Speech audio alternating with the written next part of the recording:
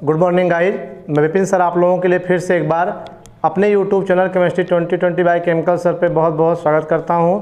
और मैं आपको आज एक नए वीडियो के साथ यहां पर चर्चा करने जा रहा हूं, जो कि ये वीडियो केमिस्ट्री रसायन विज्ञान के अंतर्गत, ठीक है, टॉपिक आपका मानक इलेक्ट्रोड विभव के अंतर्गत आपको पढ़ाया जाएगा। ठीक है, तो मानक इलेक्ट्रोड विभव क्या है आज हम ये सीखेंगे। ठीक है, लेकिन मानक इलेक्ट्रोड विभव को बताने से पहले हम कुछ और भी चीज़ें आपको बताएंगे, ताकि ये आपका मानक इलेक्ट्रोड विभव क्या हो जाए, आसानी से समझ में आ जाए। ठीक है बेटा, तो इसको स्टैंडर्ड इलेक्ट्रोड पोटेंशियल कहते हैं। ठीक है, स्टैंडर्ड का मतलब होता है, लोग कहते हैं ना स्टैंडर्ड क्वालिटी का, स्टैंडर्ड मतलब माना जाना, अर्थात जो माना हो, मतलब मानक, वही है मानक इलेक्ट्रोड विभव। ठीक है, तो पहले हम इलेक्ट्रोड विभव समझ लेते हैं, फिर मानक इलेक्ट्रोड विभव तो समझ में आ जाएगा। ठीक है, यहाँ पर क्या होता क्या है, जब किसी धातु की छड़ को, सपोज करिए ये किसी धातु की छड़ है, ठीक है, क्या है, किसी धातु की छड़ है,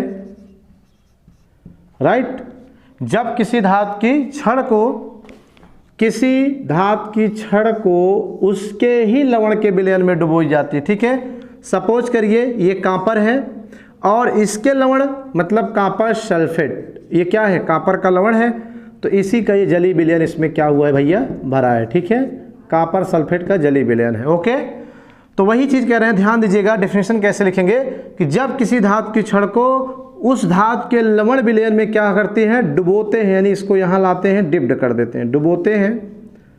ठीक है, तो क्या होता है कि ये धातु की छड़ इस विलयन के सापेक्ष या तो धनावेशित या तो ऋणावेशित हो जाती है। ठीक है, और इसी कंडीशन में क्या होता है कि इस धातु के, ठीक है, ऊपर एक विभव उत्पन्न होता है, जिसे हम क्या कहते हैं, इस धातु का इलेक्ट्रोड विभव कहते हैं, अर्थात इलेक्ट्रोड पोटेंशियल कहते हैं। समझ गए कि नहीं।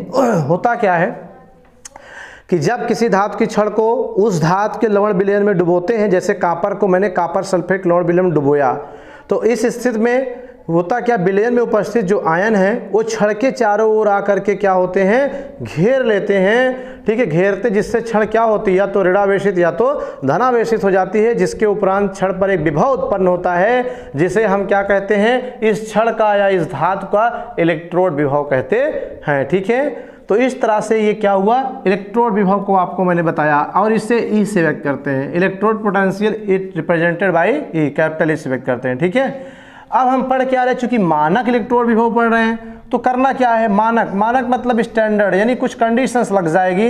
क्या कंडीशन लगेगी, 25 डिग्री सेल्सियस ताप पर और 1 एटीएम दाब पर। एटीएम का मतलब बेटा एटमॉस्फेयर अर्थात वायुमंडल होता है, तो 25 डिग्री सेल्सियस ताप और 1 एटीएम दाब पर, 1 एटीएम दाब पर जब धातु की छड़ को, ठीक है, उसके मानक मोलर विलयन में, मोलर विलयन का मतलब जिस विलयन की सांद्रता 1 मोल प्रति लीटर हो। ठीक है, मानक मोलर विलयन में डुबोते हैं, तो छड़ पर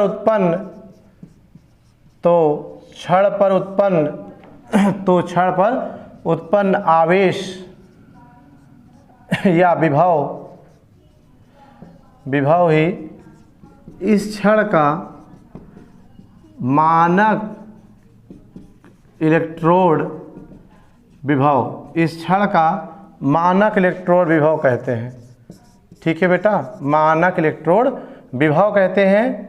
इसे E0 से व्यक्त करते हैं। ठीक है, व्यक्त करते हैं। ये जो चिन्ह है ये क्या है बेटा, ई है, ये इलेक्ट्रोड विभव का चिन्ह है, और यहीं पर अगर नॉट लगा दिया तो अब ये मानक इलेक्ट्रोड विभव कहलाएगा। ठीक है, स्टैंडर्ड इलेक्ट्रोड पोटेंशियल कहलाता है। ठीक है, तो जैसे यहाँ सपोज करिए कि मैंने एक लवण का विलयन लिया, यहाँ पर कापर सल्फेट ही ले लिया मान लीजिए, तो इसकी सांद्रता जो है क्या है, 1 मोल प्रति लीटर है, 1 मोल प्रति लीटर है। तो अब क्या है, यहाँ लिख दिए कापर सल्फेट, मान लीजिए कापर सल्फेट का जली विलयन है और उसकी सांद्रता 1 मोल प्रति लीटर है। और अब हम क्या करेंगे कि 25 डिग्री सेल्सियस ताप और 1 एटीएम दाब पर हम इसमें धातु की छड़ को क्या करेंगे, डिप्ड कर देंगे, डुबो देंगे। तो अब धातु की छड़ डुबोने पर क्या होगा कि विलयन में जो आयन है वो धातु की छड़ के चारों ओर आकर के क्या है, घेर लेंगे, और ऐसी स्थिति में छड़ धनावेशित या ऋणावेशित होगी, जिससे इस पर एक विभव आएगा। वही विभव क्या है, इस छड़ का मानक इलेक्ट्रोड विभव कहलाता है, अर्थात स्टैंडर्ड इलेक्ट्रोड पोटेंशियल कहलाता है। ठीक है गाइज, समझ में आ गया होगा, नोट कर लीजिए, पेपर में पूछा जाता है, नोट कर लिए होगा गाइज आप लोगों ने। तो अब हम इसके नेक्स्ट हेडिंग के बारे में बताने चल रहे हैं।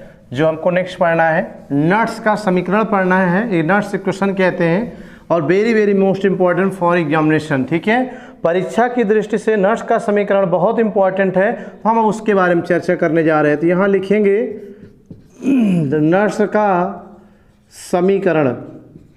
ठीक है, क्या है, नट्स का समीकरण, इक्वेशन ऑफ नट्स। ठीक है, नट्स का समीकरण। दरअसल जो भी अभी मैंने आपको क्या बताया कि जो आपका इलेक्ट्रोड विभव होता है या जो मानक इलेक्ट्रोड विभव होता है, मैंने क्या कहा, 25 डिग्री सेल्सियस और 1 एटीएम दाब पर। तो होता क्या है कि अगर किसी भी, ठीक है, इलेक्ट्रोड विभव का ताप और सांद्रता परिवर्तन कर दिया जाए, जो ही मैंने आपको यहाँ बताया था कि 1 मोल प्रति लीटर, अगर 1 मोल प्रति लीटर विलयन है, अब उसमें छड़ डुबोएंगे, छड़ डुबोने के बाद इसमें जो इसकी विभव आएगा, मान लीजिए 2 वोल्ट आ रहा है, और अगर हम इसको 1 मोल प्रति लीटर के बजाय 2 मोल प्रति लीटर कह दें, सांद्रता चेंज कर दें, ठीक है, या जो 25 डिग्री सेल्सियस ताप था इसको हम 50 कर दें, तो ऐसी स्थिति में इस छड़ का जो इलेक्ट्रोड विभव का मान 2 वोल्ट है, ये भी चेंज हो जाता है। ठीक है, तो कैसे चेंज हुआ, कैसे कैलकुलेट करें, इसी बात को जानने के लिए नट्स ने एक समीकरण दिया, जिसे हम नट्स का समीकरण कहते हैं। ठीक है, और नट्स के समीकरण में क्या लिखना है, क्या बताना है, वो भी हम आपको बताने चल रहे हैं। ठीक है गाइज, तो आइए देखते हैं कि नट्स का समीकरण क्या होता है। ठीक है, तो नट्स का समीकरण अगर पूछा जाता है आपसे एग्जाम में, और पूछा गया है कई बार, तो इसलिए इसको इम्पोर्टेंट में हम रखेंगे। तो नट्स का समीकरण E naught is equal to E minus 2.303 RT upon NF होता है, इंटू लाग बेस 10 लाग 1 अपान कंसंट्रेशन। इसको बेटा ब्रेकेट नहीं कहते हैं, ठीक है, इसको यहाँ ब्रेकेट नहीं कहते हैं, कंसंट्रेशन कहते हैं। कंसंट्रेशन का मतलब सांद्रता, किसकी सांद्रता, m⁻n+, अर्थात आयनों की सांद्रता। ठीक है, तो ये इस तरह से क्या है, नट्स का समीकरण मैंने आपको बता दिया एक बार फिर से। E naught is equal to E minus 2.303 RT upon NF into log 1 upon concentration m⁻n+ होता है। ठीक है, अब इसकी इकाइयों के बारे में पूछ लेता है, जहाँ E0 क्या है, इलेक्ट्रोड का मानक इलेक्ट्रोड विभव है, फिर क्या E क्या है, इलेक्ट्रोड विभव है, फिर R क्या है, विलयन स्थिरांक है, T क्या है, ताप है, N क्या है, इलेक्ट्रॉन के मोलों की संख्या है। ठीक है, मोलों की संख्या तो है ही है, लेकिन इलेक्ट्रॉन के मोलों की क्या है, संख्या है, और इलेक्ट्रॉन के मोलों की संख्या के बाद F आता है बेटा। ठीक है, ये कैपिटल F जो आप यहाँ पर देख रहे हो प्रयोग हुआ है, इसे फैराडे नियतांक कहते हैं। ठीक है बेटा, क्या कहते हैं,